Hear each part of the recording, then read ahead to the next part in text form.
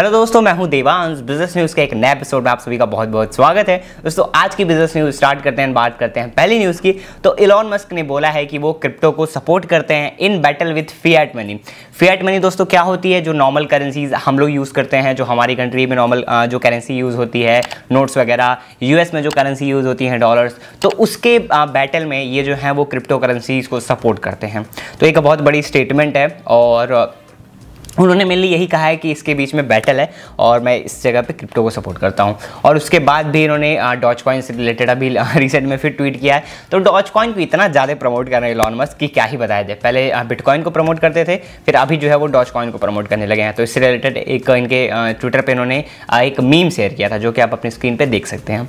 दोस्तों, जो अगली न्यूज़ है वो ये है कि पेटीएम ने ये जो जितने भी क्रिप्टो एक्सचेंज प्लेटफॉर्म्स हैं वहाँ पर अपनी ट्रांजेक्शन को बंद कर दिया, मतलब बैन कर दिया। जैसे वजीर एक्स हो गया, बायू कॉइन, जेब पे, ये सारे जितने भी क्रिप्टो एक्सचेंज प्लेटफॉर्म्स थे, अब यहाँ पे आप अगर आपके पास पेटीएम पेमेंट बैंक अकाउंट है तो वहाँ पे आप ट्रांजैक्शन करना चाहते हैं तो आप नहीं कर पाएंगे, बिकॉज पेटीएम ने इसको बैन कर दिया है। एंड बहुत सारे ऐसा आने वाले टाइम में बैंक्स भी हैं जो इसको सपोर्ट नहीं कर रहे हैं, जो जिसको ट्रांजेक्शन को बैन कर रहे हैं, बिकॉज ये आरबीआई से कुछ इनका नया कुछ रूल्स वगैरह है। अभी मुझे इसके बारे में डिटेल नहीं पता है, जब अभी मैं थोड़ा रिसर्च करता हूँ इसके ऊपर, अगली जो बिजनेस न्यूज़ की एपिसोड आएगी उसमें मैं इसके बारे में बताऊंगा। बट फिलहाल के लिए पेटीएम से भी बैन हो गया है एंड हो सकता है कि आने वाले टाइम में कुछ अदर भी बैंक्स हैं जो इन ट्रांजैक्शन को बैन कर दें, जो भी क्रिप्टो के एक्सचेंज प्लेटफॉर्म्स हैं उनके थ्रू। दोस्तों, जो अगली न्यूज़ है वो ये है कि फ्लिपकार्ट के जितने भी किराना पार्टनर्स हैं, मतलब जैसे ये जो किराना स्टोर्स होती हैं, जो नॉर्मल ग्रोसरी शॉप्स होती हैं, तो उसी को किराना स्टोर्स बोलते हैं हिंदी में। तो फ्लिपकार्ट का जो भी ये किराना स्टोर्स के पार्टनर थे, वहाँ पर उन लोगों की सेल्स जो है वो 30% तक ग्रो किए हैं इन 2020।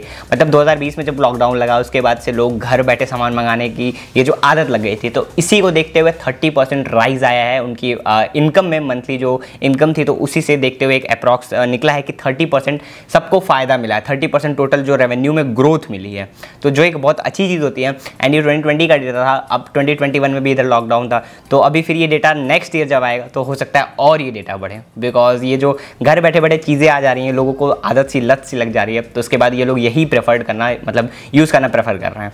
दोस्तों, जो अगली न्यूज़ है वो ये है कि एप्पल के जो सीईओ हैं टिम कुक, उन्हें बहुत सारी डिफिकल्टीज आ रही है ऐप स्टोर से रिलेटेड, बिकॉज वो बहुत सारे ऐप्स को ऐप स्टोर पे आने नहीं देते हैं। उसके साथ साथ और भी बहुत सारे वहाँ पे अथॉरिटी है, बहुत सारी चीज़ें हैं वहाँ पे, जिसकी वजह से उन्हें बहुत सारी चीज़ों का जवाब देना पड़ रहा है।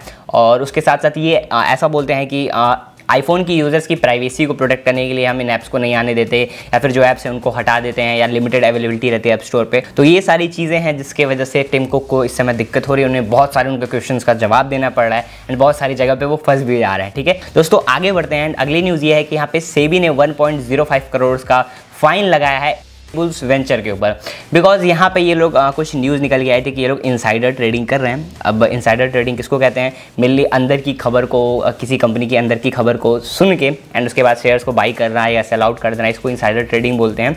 जो न्यूज़ ऐसी है जो पब्लिक डोमेन में नहीं आई हो एंड उसको पहले से न्यूज़ पता चल के ये लोगों ने एक्शन लिया हो, तो उसको इनसाइडर ट्रेडिंग कहते हैं। तो ऐसा इन लोगों ने किया था, तो इसीलिए सेबी ने 1.05 करोड़ का उनके ऊपर फाइन लगा दिया है, बिकॉज वो लोग इनसाइडर ट्रेडिंग कर रहे थे।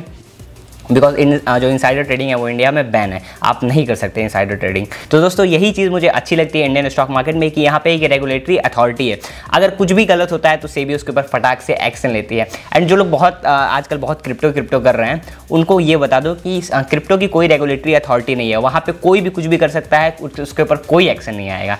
तो इसीलिए स्टॉक मार्केट कितना ज़्यादा सेफ है, कितना ज़्यादा बेटर है क्रिप्टो से, आप लोग इसी चीज़ से समझ सकते हैं। दोस्तों, जो अगली न्यूज़ है वो ये है कि यहाँ पे 24 लाख का फाइन लगाया गया है पॉलिसी बाजार के ऊपर।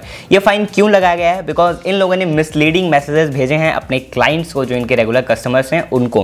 तो मार्च में एंड अप्रैल में लोगों ने मिसलीडिंग जो है मैसेजेस भेजे थे, जिसकी वजह से जो इसकी इंश्योरेंस रेगुलेटरी अथॉरिटी है, मतलब IRDAI, ठीक है, इन लोगों ने जो है इनके ऊपर 24 लाख का फाइन लगाया गया है। तो भाई कोई भी अगर गलत काम करेगा तो भाई फाइन तो लगना कन्फर्म है। दोस्तों, जो अगली न्यूज़ है वो ये है कि यहाँ पे TCS ने अनवील किया है उनका को इनोवेशन सेंटर इन एम्स्टर्डम।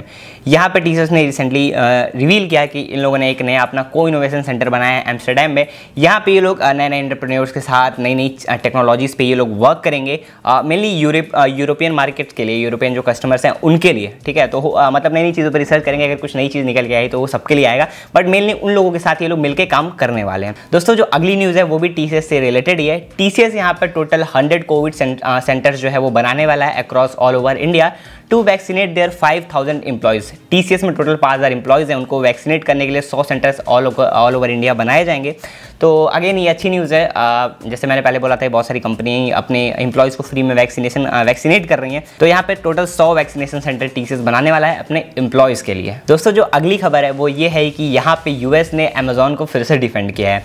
इंडिया में यहाँ पे अमेजॉन ने कुछ रूल्स एंड रेगुलेशन को तोड़ा था, तो जिसकी वजह से उनके ऊपर कुछ एक्शन लिया गया था। मेनली ये लोग जो फॉरेन ई कॉमर्स जो सेलर उनके लिए कुछ पॉलिसी होती है, तो जिन्होंने अमेजॉन ने उसको बाईपास कर दिया था। तो फिर उसी चक्कर में फिर इंडिया ने उसके ऊपर एक्शन लिया। तो अब यूएस यहाँ पे अमेजॉन को डिफेंड कर रहा है। ठीक है, यहाँ पे कॉल आ रही हैं, बहुत सारी चीज़ें हो रही हैं। मेनली कि यूएस डिफेंड कर रहा है अमेजॉन को कि नहीं भाई इन्होंने सही किया था, ये वो फलाना ढिमकाना। तो अब ऐसा होता है भाई, बिकॉज अभी कोई दिक्कत होगी तो मेनली यूएस का इसमें बहुत ज़्यादा लॉस होता है। बिकॉज जो अमेजॉन के फाउंडर जेफ बेजोस हैं वो तो यूएस के ही हैं, तो अगर यहाँ पे उनका लॉस होगा तो फिर यूएस को उनसे कम टैक्स मिलेगा। तो बहुत सारी चीज़ें होती हैं, कंपनी को बचाना पड़ता है भाई, क्या करेंगे, मजबूरी है, देश की मजबूरी है। अगली खबर ये है कि मोर देन 1300 बैंक एम्प्लॉयज़, ठीक है, कोविड की वजह से अफेक्टेड हुए हैं। 1300 एम्प्लॉयज़ कोविड की वजह से अफेक्टेड हुए हैं। एंड यहाँ पे मेनली इनका जो यूनियन है बैंकिंग का, उन लोगों ने बोला है कि वीकली एक रिपोर्ट लानी चाहिए जहाँ पे पूरी इसके रिलेटेड डिटेल लेनी चाहिए कि कितने लोग अफेक्टेड हुए, यहाँ पे क्या सारी चीज़ें हुई, कितने लोग की डेथ हो गई, एंड उनको कंपनसेशन भी मिलना चाहिए। तो इतनी सारी चीज़ें हैं अभी फ़िलहाल हो रही हैं कोविड की वजह से। दोस्तों जो अगली खबर है वो ये है कि एसबीआई का Q4 का प्रॉफिट निकल के आ गया है। यहाँ पे लोगों ने 6450 करोड़ का प्रॉफिट जनरेट किया है Q4 में, 6450 करोड़, जो कि एक बहुत बड़ा अमाउंट होता है। बट यहाँ पे कुछ रिकॉर्ड्स इन लोगों के मिसिंग है, उसका भी कंफर्म नहीं है। बट यहाँ पे लोगों ने एक नंबर दिया है जो नंबर है 6450 करोड़ Q4 का इन लोगों का प्रॉफिट है। दोस्तों जो अगली खबर है वो आईपीओ से रिलेटेड है। यहाँ पे इक्सिगो का आईपीओ आ सकता है 1800 करोड़ तक का। ये जो 1800 करोड़ का आईपीओ आएगा, इनके जो पहले के इन्वेस्टर्स हैं वो एग्जिट लेने वाले हैं, जिसका कि आईपीओ इक्सिगो लॉन्च कर सकता है आने वाले टाइम में। तो मतलब पुराने जो इन्वेस्टर्स हैं भाई वो एग्जिट कर रहे हैं बिजनेस से। अब हो सकता है उसके पीछे या तो बिजनेस का डाउनफॉल का रीज़न हो या तो कुछ और रीज़न हो, रीज़न तो नहीं पता। बट 1800 करोड़ का आईपीओ इनका आ सकता है आने वाले टाइम में। और ये जो आईपीओ आएगा, इनके जो पुराने इन्वेस्टर्स हैं वो एग्जिट कर रहे हैं, तो उसी का आईपीओ यहाँ पे आने वाला है। दोस्तों जो अगली न्यूज़ है वो है स्नैपचैट की तरफ से। स्नैपचैट ने यहाँ पे 100% की ईयर टू ईयर ग्रोथ देखी है इंडिया में। यहाँ पे इनके टोटल 500 मिलियन एक्टिव यूजर्स हैं, ठीक है, as compare to last year. यहाँ पे वही मतलब टोटल 100% की ग्रोथ मिली है। तो इंडिया में बहुत सारे लोग स्नैपचैट मुझे लगता है सिर्फ सेल्फी खींचने के लिए यूज़ करते हैं। भाई सच्चाई है, मतलब एक सच्चाई बता रहा हूँ, स्नैपचैट ज़्यादा लोग यूज़ तो नहीं करते। स्नैपचैट में इतने बढ़िया बढ़िया फिल्टर्स है ना कि लोग सेल्फी लेते हैं एंड फिर उसको सेव कर लेते हैं गैलरी में। तो मेनली जो बहुत सारे लोगों पर बहुत सारे मीम्स भी बनते हैं कि कैमरा की जगह पर स्नैपचैट रहता है। तो मुझे जहाँ तक लगता है पर्सनली कि लोग स्नैपचैट जो है वो सेल्फी के लिए ही यूज़ करते हैं। आप स्नैपचैट क्यों यूज़ करते हैं कमेंट बॉक्स में ज़रूर बताइएगा। दोस्तों जो अगली न्यूज़ है वो ये है कि यहाँ पे बिग बास्केट ने फाइनेंशियल ईयर 2021 में 1.1 बिलियन की सेल्स की हैं। मतलब 8000 करोड़ की यहाँ पे इन लोगों ने ग्रॉस सेलिंग की टोटल थी। एंड इसको अभी फाइनेंशियल 2022 में ये लोग एक्सपेंड करने वाले 1.6 बिलियन से लेके 1.7 बिलियन तक। इतना ज़्यादा का ये लोग ग्रॉस सेल्स कर रहे हैं, मेनली ग्रोसरीज आइटम बेच के, वेजिटेबल्स वगैरह सारी चीज़ें बेच के। एंड रिसेंटली न्यूज़ आई थी कि टाटा ग्रुप एक्वायर करने वाला है बहुत जल्द बिग बास्केट को।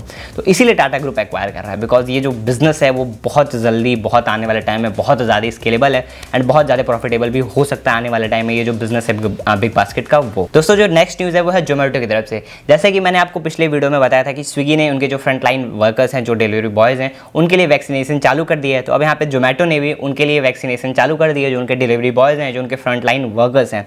सही चीज़ है भाई, कंपनी जितना जल्दी ये लोग वैक्सीनेट हो जाएंगे उतना उन लोगों के लिए सेफ्टी रहेगा, उतना उन लोगों के लिए बेटर रहेगा। दोस्तों जो नेक्स्ट न्यूज़ है वो ये है कि यहाँ पे डॉक्टर लाल पैथलैब्स ने 2021 के Q4 में यहाँ पे टोटल 2.5 टाइम्स इन लोगों की रेवेन्यू जो है वो ग्रोथ की है। यहाँ पे लोगों ने टोटल 85.1 करोड़ का प्रॉफिट किया है Q4 में। ये Q4 वही टाइम था जो मार्च तक में एंड हो जाता है। तो फिर उसके बाद से मेनली लोगों का उस समय पे कोविड वगैरह थोड़ा और पीक पे आ रहा था, मार्च से शुरू हुआ था, अप्रैल में बढ़ा और फिर मई में सबसे ज़्यादा पीक पे था। तो इसलिए टोटल उस समय देखा जाए तो मतलब पहले का था जनवरी से उस समय, फिर भी लेकिन इन लोगों ने 2.5 टाइम्स ग्रोथ की है। तो वही है कि भाई अब डॉक्टर लाल पैथलैब्स बहुत सारे टेस्ट जो है वो करता है, तो इन लोगों की जो रेवेन्यू है वो बढ़ी है। अगली न्यूज़ ये है कि भारत बायोटेक मतलब कोवैक्सीन जो बनाती है, उस कंपनी ने बोला है कि यहाँ पे 200 मिलियन एडिशनल वैक्सीन इन लोगों की बनाई जाएगी इनके गुजरात वाले प्लांट में। तो जैसे मैंने पहले बोला था कि वैक्सीन की अभी धीरे धीरे कमी पड़ रही है, बिकॉज बहुत सारे लोग वैक्सीन लगवाना चाह रहे हैं एंड वैक्सीन लगने में अभी बहुत लंबा टाइम लगने वाला भी है।